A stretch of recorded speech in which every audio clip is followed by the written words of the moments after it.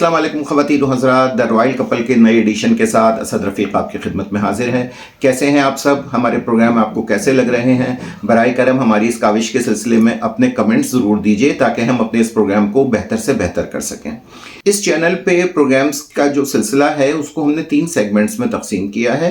पहले सेगमेंट में ज़ेबा अली साहिबा आपसे टेलीफोन पे गुफ्तगू फरमाएंगी। दूसरा सेगमेंट मोहम्मद अली साहब और ज़ेबा बेगम की क्लासिक फिल्मों पर तबसरों का है। और तीसरा सेगमेंट जो हमने रखा है वो आपके सवाल और हमारे जवाब हैं।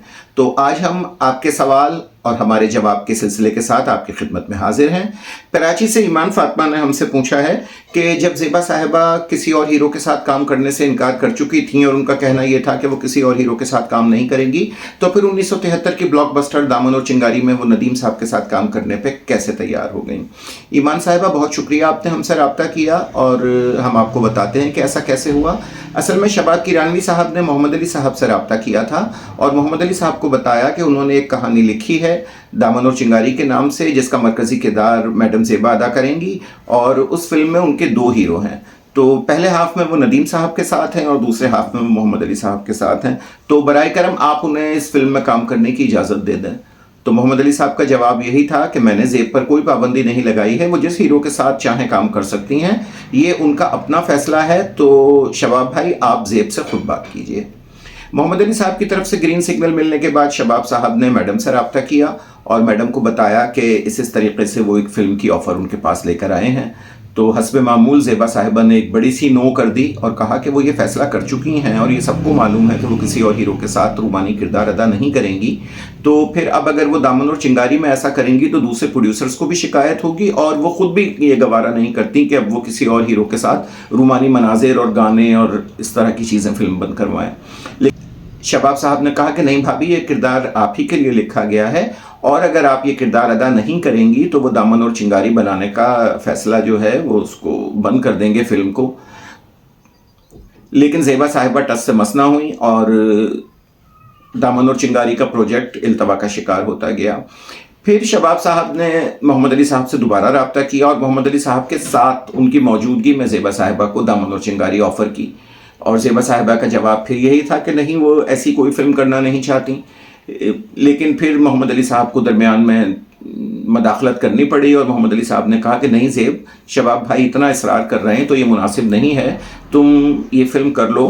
और जब मोहम्मद अली साहब की तरफ से ग्रीन सिग्नल उनको मिला और मोहम्मद अली साहब ने कहा, उनसे सिफारिश की कि नहीं आप ये फ़िल्म कर लीजिए, तो ज़ेबा साहिबा ये फ़िल्म करने पर तैयार हुई और साथ ही एक शराइत और ज़वाबित की एक लंबी लिस्ट दे दीजिए। सीन इस तरह पिक्चराइज होंगे, मैं ये नहीं करूँगी, मैं इस तरह नहीं करूँगी, मैं इससे ज़्यादा नज़दीक हीरो के नहीं जाऊँगी।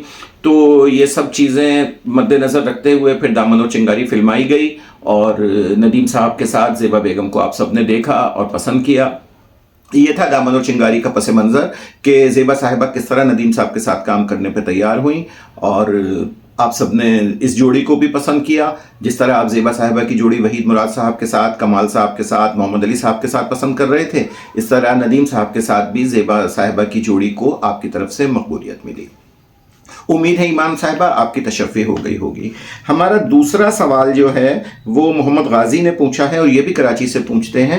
इनका पूछना यह है कि ये बात सुनने में आई है कि मोहम्मद अली साहब और ज़ेबा साहिबा फिल्मों में अपने मलबूसात ज़ाती पहना करते थे, तो क्या प्रोडक्शन के कपड़े वो नहीं पहनते थे?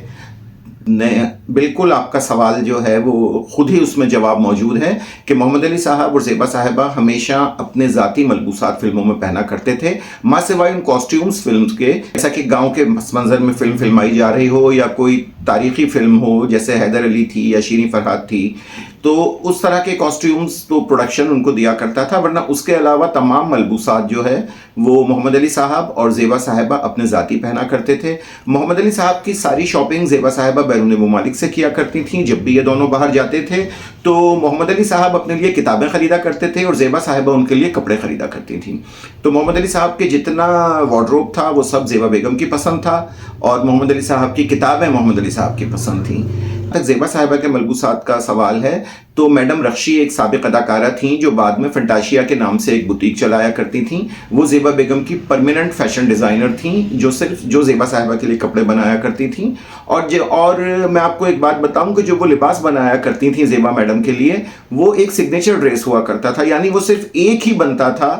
وہ اس ڈریس کو کاپی نہیں کرتی تھیں, نہ کسی دوسری ایکٹریس کو دیا کرتی تھیں, نہ کسی عام خاتون کو بنا کے دیا کرتی تھیں, بلکہ وہ صرف ایک ہی لباس ہوتا تھا جس کو زیبا میڈم فلم میں پہنا کرتی تھیں یا عام زندگی میں پہنا کرتی تھیں, اور اس ڈیزائن کی کوئی کاپی نہیں کیا کرتا تھا. میڈم رخشی بالکل کلیئر یہ کہہ دیا کرتی تھیں کہ وہ اس طرح کا دوسرا لباس نہیں تیار کریں گی جو انہوں نے میڈم زیبا کے لیے تیار کر لیا. تو میڈم کی یہ خوبی تھی کہ انہوں نے جو لباس پہنا تھا وہ صرف وہی پہنتی تھیں, وہ کسی اور خاتون کے پاس نہیں ہوتا تھا. ایک مرتبہ زیبا صاحبہ نے مجھے بتایا تھا کہ ایک مرتبہ ہماری فلم انڈسٹری کی ایک مشہور اداکارہ میڈم رخشی کے پاس چلی گئیں اور یہ کہا کہ جی وہ میڈم زیبا کے لباس کو کاپی کرنا چاہتی ہیں فلم کے لیے.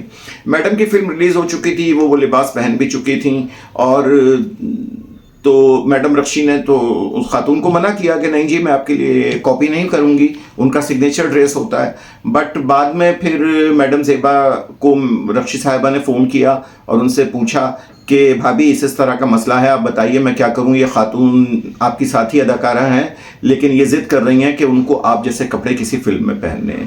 تو زیبا صاحبہ نے یہ کہا کہ ارے بھائی میری تو فلم بھی ریلیز ہو چکی ہے, میں وہ کپڑے پہن بھی چکی ہوں, دنیا نے دیکھ بھی لیا. اب اگر ان کو میری کاپی کرنے کا شوق ہو رہا ہے تو یہ ضرور کریں, مجھے اس میں کوئی مسئلہ نہیں ہے. تو پھر وہ زیبا صاحبہ کا ڈریس جو تھا وہ صرف کلر کی تھوڑی سی تبدیلی کے ساتھ ایک ہماری مشہور اداکارہ نے پہنا تھا.